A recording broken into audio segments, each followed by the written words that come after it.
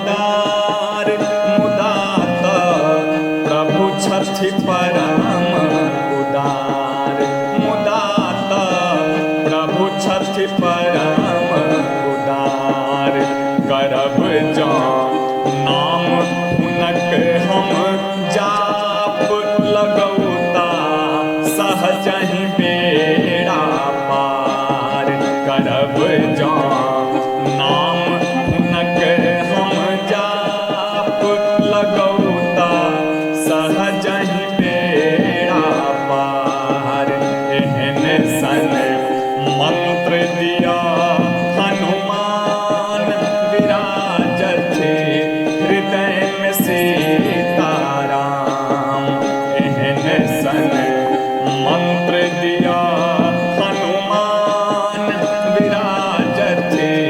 हृदय में सीताराम सदिखन एहन छवि हो ध्यान लक्ष्मण दहिन जानकी वाम सदिखन एहन छवि हो ध्यान लक्ष्मण दहिन जानकी वाम लक्ष्मण दहिन जानकी वाम लक्ष्मण दहिन जानकी वाम माझ में स्वयं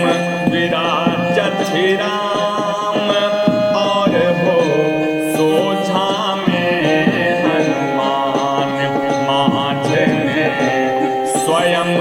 विराजत राम और हो सोझा में हनुमान एहन सन मंत्र दिया हनुमान विराजत